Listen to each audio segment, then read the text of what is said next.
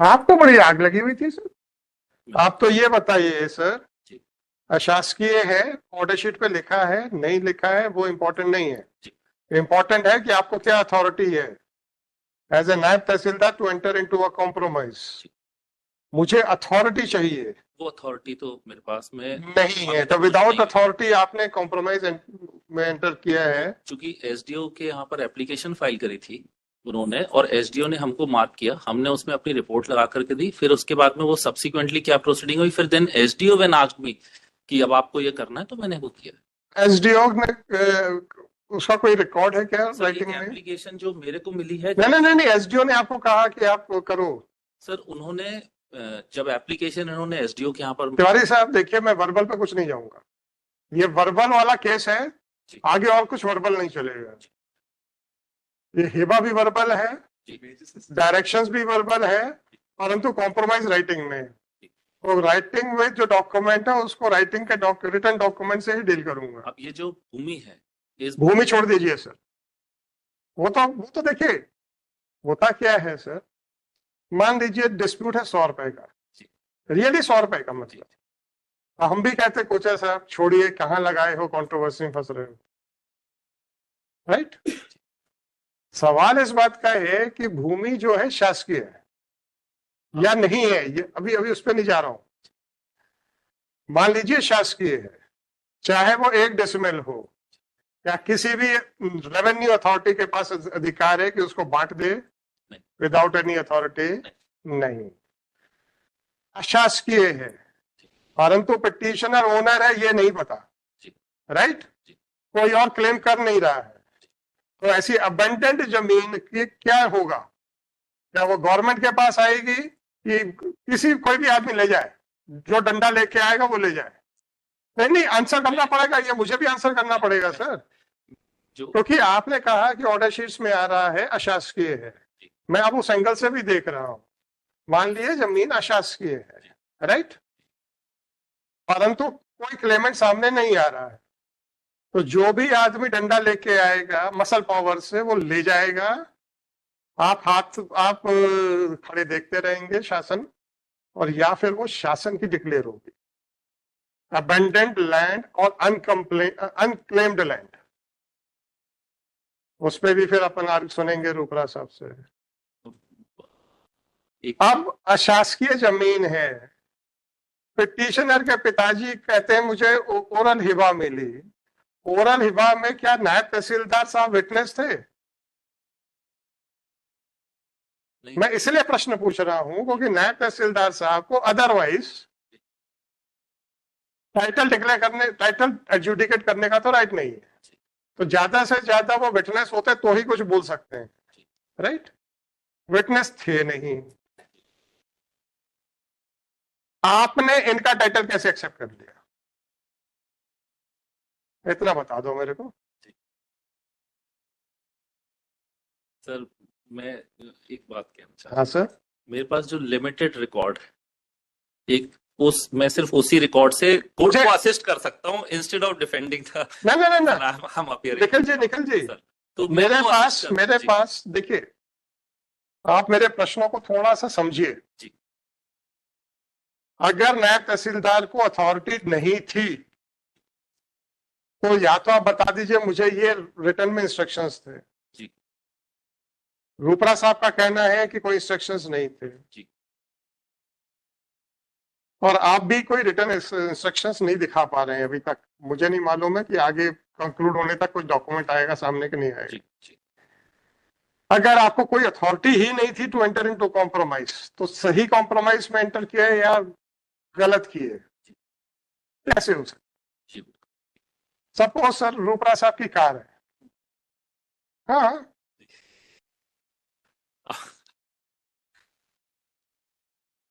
उनके चेहरे की हवाइयां उड़ गई, सब मेरी कार काय को ले जा रहे हो? जब आपको अथॉरिटी नहीं है, you are not the owner, जी। कैसे? मैं मतलब ये इस इन क्वेश्चंस का जो मेरे पास एक लिमिटेड आंसर है, जो मैं अगर। हाँ प्लीज प्लीज, उसी ने तो आपको नोटिस किया था जी। ना। जी।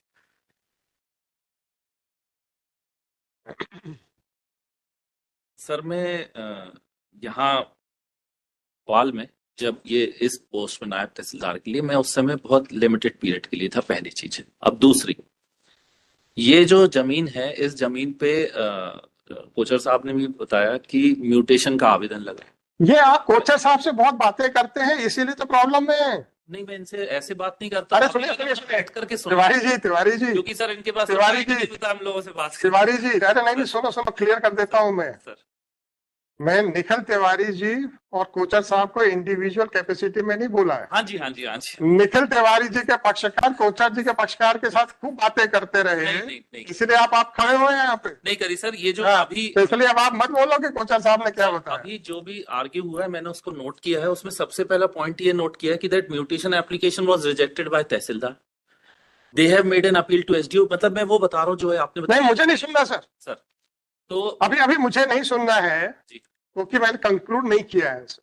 अच्छा ठीक है तो आप ये मत सोचिएगा कि मेरा अभी का कहना कि नहीं सुनना है का मतलब मैंने वो कंक्लूड कर दिया है। जी मैं अभी इस क्वेश्चन पे हूं, सर। क्या आपको अथॉरिटी थी कि नहीं थी, नंबर वन। जी नंबर टू, आपने कहा कि चूंकि उसमें ऑर्डर शीट में अशासकीय आ रहा था तो हमने कर दिए। नहीं, ये ऐसा नहीं। अरे साहब, स्टेटमेंट तो आप ही का लिखा मैंने हुआ। पूरा नहीं कहा है अभी, मेरा स्टेटमेंट पूरा नहीं अच्छा, हुआ। पूरा नहीं, आप बता दीजिए। जी, वो हाँ, पूरा बता दो सर। मेरा पूरा स्टेटमेंट नहीं हुआ है कोई सर। बात नहीं, कोई बात नहीं, मेरे- बता दीजिए। बस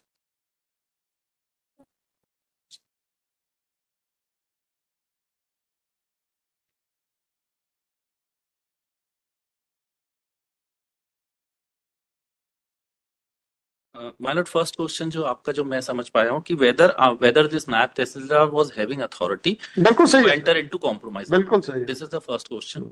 and the second one, my Lord, कि वेदर दिस लैंड वाज शासकीय और अशासकीय इन द ऑर्डर शीट। मेरा क्वेश्चन नहीं है। जी, मैं वही समझने के लिए पूछ। आप अपने क्वेश्चन का जो क्वेरी है जी उसको, मेरा क्वेश्चन को जी ओरिजिनल क्वेश्चन की तरफ से मत लीजिए। आई बेग योर पार्डन कोई बात नहीं सर।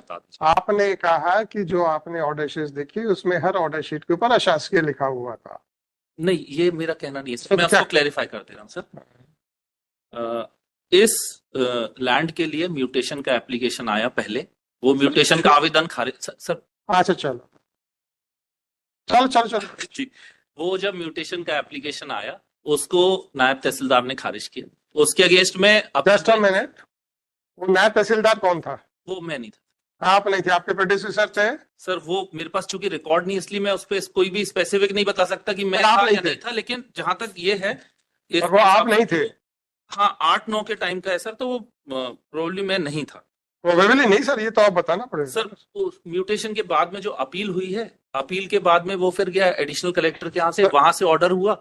सर, कि वो रिकॉर्ड सर इनके पास में, मेरे पास नहीं, अपन धीरे धीरे चल रहे हैं। मेरे पास है नहीं तो सर। मतलब आपके प्रेडिसेसर ने जो खारिज किया उसका क्रेडिट आप मत क्लेम करिए। जी जी। हाँ देन फिर ये इसमें अपील हुई सर। हाँ अपील एसडीएम के यहाँ पर हुई। जी। फिर अपील में ऑर्डर जब आया, दैट 25/1/2010 का ऑर्डर है एसडीएम का। At that time I was नायब तहसीलदार इन दैट प्लेस। यहाँ पर ऑर्डर आया, एसडीएम ने ये किया, ये होल्ड कर दिया कि इस पे म्यूटेशन होना चाहिए इनके नाम पे, क्योंकि ये अशासकीय लैंड है। वो ऑर्डर कब का है?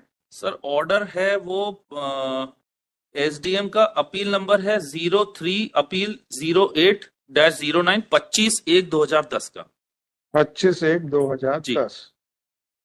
और इन्होंने just a minute sir, please please please please.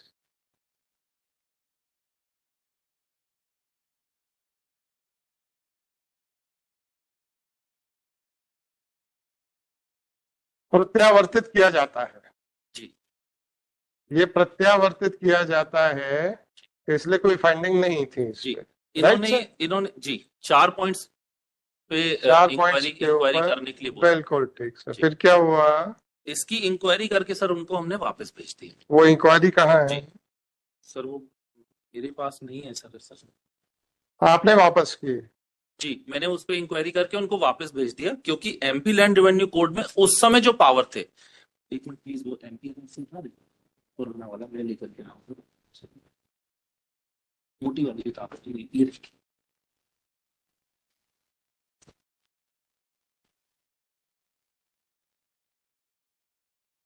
Section 57 subsection 2 हम्म, उस समय जो प्रोविजंस थे ये एसडीएम को पावर था टिल दिसंबर 2011 तक.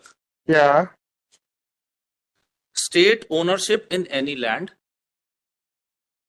Subsection 2, where a dispute arises between the state government and any person in respect of any right under subsection 1, such dispute shall be decided by the subdivisional officer. तो sub divisional officer साहब के पास में उस समय तक अधिकार था दिसंबर 2011 तक, क्योंकि फिर बाद में इसमें अमेंडमेंट आया और फिर नाउ ये जो अधिकार दे दिया एसडीएम से लेकर के स्टेट गवर्नमेंट को कि अब ये जो डिस्प्यूटेड लैंड है वो गवर्नमेंट की लैंड है कि प्राइवेट है, ये नाउ स्टेट गवर्नमेंट करेगी, लेकिन पहले एसडीएम को था. इसका सबसेक्शन 1 कहता है all lands belong to state government and it is hereby declared that all such lands including standing and flowing water mines, quarries, minerals and forest reserves are or not, and all rights or in the subsoil of any land are the property of the state government, provided that nothing in this section shall save as otherwise provided in this code be deemed to affect any right of any person subsisting to at the coming into force of this code in any such property. तो जो भी rights हैं वो state government के हैं. Subsection 2 में power था SDM को, तो एसडीएम के पास में व्हेन हमने इसमें जांच करके भेज दिया तो एसडीएम के बाद में सर इसमें म्यूटेशन का ऑर्डर हो गया था इस लैंड पे. कौन सा ऑर्डर हुआ सर वो भी मेरे पास नहीं है सर.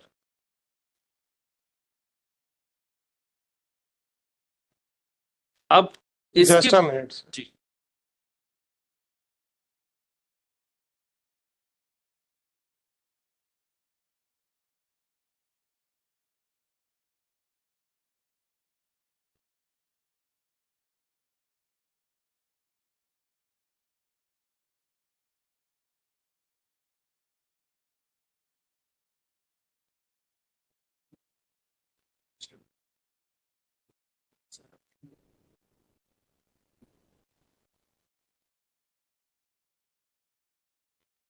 हाँ, आपको बड़ी आग लगी हुई थी सर कि जल्दी से ट्रायल कोर्ट में कॉम्प्रोमाइज किया जाए. मुझे नहीं पता, मैं पढ़ देता हूँ.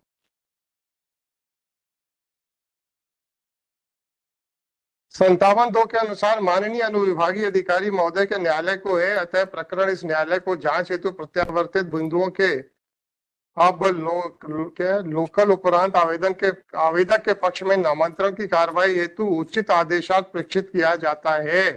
साथ ही आवेदक के पक्ष में नामांतरण स्वीकार होने की दशा में माननीय पंचम अपर जिला न्यायाधीश भोपाल के न्यायालय द्वारा प्रकरण के अंतिम निराकरण उपरांत अभिलेख दुरुस्ती की कार्रवाई किए जाने की अनुशंसा से प्रतिवेदन उचित किया जाता है.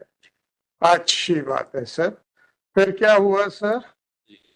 अब इसके बाद में सर वहाँ म्यूटेशन का जो भी ऑर्डर हुआ आप सुन लीजिए, सुनते चलो सर. जी जी नए तहसीलदार के प्रतिवेदन से सहमत होकर नामांतरण स्वीकृत किया जाता है. जी. रिकॉर्ड दुरुस्ती की कार्रवाई व्यवहार न्यायालय में प्रकरण की वापसी एवं निराकरण उपरांत किया जावे. कुछ भी डिसाइड नहीं हुआ था क्योंकि एसडीओ ने कह दिया था कि ये म्यूटेशन का जो एक्चुअली कैरीड आउट होगा that will be after the suit is decided और इट इज विड्रॉन. इसलिए अब आप कूद के कॉम्प्रोमाइज करने पहुंच गए. और इसका लेकिन एक अर्थ तो ये भी निकल रहा है कि वाली ऑर्डर शीट मैंने पढ़ी नहीं है, वो तो ये भी निकल रहा है कि वो मेरे से कह रहा है कि उसकी वापसी. भाई साहब प्लीज, वापसी का या कॉम्प्रोमाइज में अंतर होना चाहिए ना निखिल जी. जी बिल्कुल. बस तो फिर आप उस कॉम्प्रोमाइज को ध्यान में रखिएगा.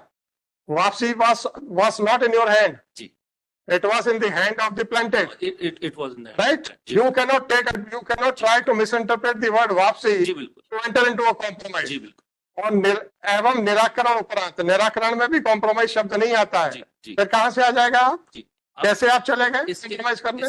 इसके बाद में क्या हुआ सर? मैं तो सिर्फ वो फैक्ट्स बता रहा हूँ, मैं अभी डिफेंड नहीं कर रहा हूँ किसी को भी. तो अभी मैं किसी को डिफेंड नहीं कर रहा हूँ. तो ये माना जाए सर कि मैं कुछ भी बातें अपने से इंटरप्रिटेशन कुछ ऐसा गलत करके किसी को डिफेंड करने के लिए नहीं कह रहा हूँ सर. Right sir. जी. तो मैं थोड़ी डांट खाने से बच जाऊंगा.